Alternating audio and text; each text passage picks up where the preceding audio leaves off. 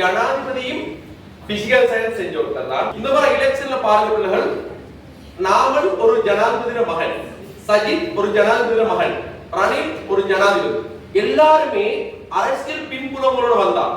இவர் அப்படி இல்லை பிள்ளைகள், இவர் ஒரு ஏழை குடும்பத்துல ஒரு விவசாயிக்கு பிறந்து எந்த ஒரு அரசியல் பின்புலமும் இல்லாம யூனிவர்சிட்டியில இருந்து போராடி யாருமே கனவுல நம்பலாது 3 பார்லிமெண்ட் மெம்பராக இருந்து ஜனாதிபதியாக பெரிய ஒரு சாதனை. அப்ப இவர மெயின் நோக்கமா தான் வீண் விரயத்தை குறைக்கிறது, அதே மாதிரி களவு கட்டுப்படுது. இப்ப நிறைய பேர் சொல்றேன், பொதுவா என்ன செய்யறது, எல்லாருமே குறைகாரணதானே. இப்ப எல்லா ஜனாதிபதியும் 4-5 வாகனத்துல போறாங்களா, அப்ப இவரும் போறாரே. உண்மையில பிள்ளைகள் உங்களுக்கு தெரியுமா, ஜனாதிபதிக்கு ஒரு பிரிவு. ஜனாதிபதி ஒரு நாட்டுல ஒரு ஜனாதிபதி நினைச்ச மாதிரி நடந்து கொள்ளல. அவருக்கு ஆசை இருக்கு எப்படி, நான் ஒரு வாகனத்தை போகணும். அவருக்கு ஆசை இருக்கு எப்படி, எனக்கு ஒரு எஸ்கார்ட் தேவையில்லை, டிஃபெண்டர் தேவையில்லை. ஆனா ஏற்கனவே உள்ள ஜனாதிபதிமார் யாப்புல போட்டாங்க, எஸ்கார்ட் வேணும், நீங்க போற நேரம் இத்தனை வாகனம் போகணும். சரி, அப்படி போகணும்னா இவரும் அப்படித்தான் போகணும். இவருக்கு தச்சல ஏதாவது பாதுகாப்பு பிரச்சனை வந்துச்சுன்னு சொல்லி சொன்னால் அவரோட இருக்கிற பாதுகாப்பு அவ்வளவு பேருக்கும் அது சிக்கலாம். அதனால பிள்ளைகளுக்கு இப்பவும் அவருக்கு தந்த வாகனங்கள்ல குறைச்சி போறாரு. ஆனா ஏன் ஒரு வாகனத்துல போகணும்னு எதிர்பார்க்கல, ஒரு வாகனத்துல போகணும்னு அவர் ஆசைப்படுறாரு. ஏன் வீடு விரைந்து குறைக்கணும், அதுக்கு தான் சொல்றது பிள்ளைகள். அவரோட கட்சி தான் இப்ப வந்திருக்கு, நாங்க ஒரு சப்போர்ட் கொடுக்கும். அவருக்கு சொன்னாரு தமிழ், முஸ்லீம், சிங்களம் இப்படி ஒரு பேற்றுமவானம், நாங்க இனவாதத்தை முழுமையா முடிச்சிருவோம், நீங்க எல்லாரும் என்னோட சேருங்க, ரைட், சப்போர்ட் கொடுத்தாங்க. நாங்க இந்த இடத்துல சப்போர்ட் பண்ணாம இருந்து விலகி போட்டு திரும்ப நாங்க சொல்லக்கூடாது எங்களை அவர் சேர்க்கல, சேர்ந்தா தான் சேர்க்கிறதுக்கு நாங்க வேற வழியில போய் கொடுத்தோம் சொல்லக்கூடாது.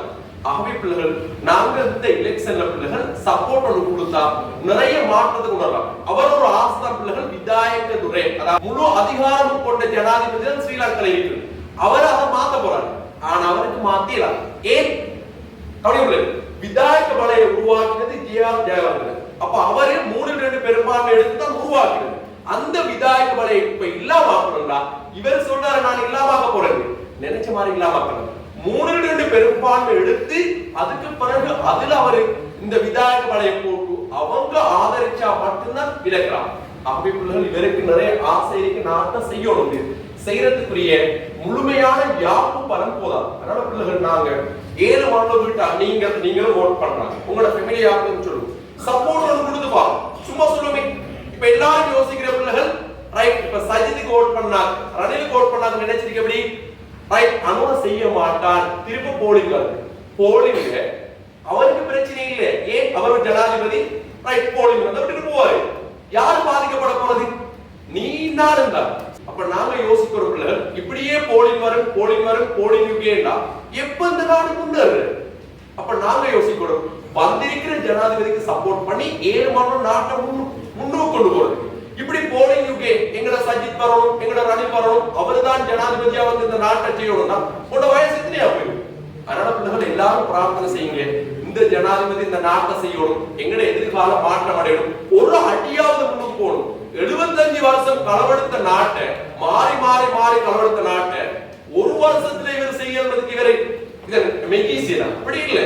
ஒரு குறிப்பிட்ட காலம் கொடுப்போம், ஒரு 5 இயர்ஸ் கொடுத்து பார்ப்போம், சப்போர்ட் பண்ணி பார்ப்போம்.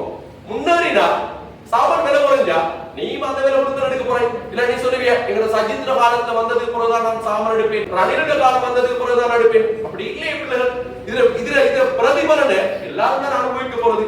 அதனால கொஞ்சம் பாசிட்டிவா யோசிங்க. நாங்க சப்போர்ட் கொடுப்போம், ரைட், நாங்க சப்போர்ட் கொடுத்து ட்ரை அவுட் பண்ணுவோம், என்ன நடக்குது பாக்குறது. மாற்றம் அடைஞ்சா எல்லாரும் பிரயோசனம் அடையும். அதனால உங்கள்ட்ட நான் ரிக்வெஸ்ட் பண்றேன், ஆக கடைசி சந்தர்ப்பம், ரைட், இந்த பார்லிமெண்ட் எலெக்ஷன்ல கண்ணனை வரணும். ஆகவே ஃபுல்லா சப்போர்ட் பண்ணுங்க பிள்ளைகள். நான் பேசுறது இந்த நாட்டுக்காகவும் உங்களோட ஏண்ட பிள்ளைகள் எதிர்காலம்.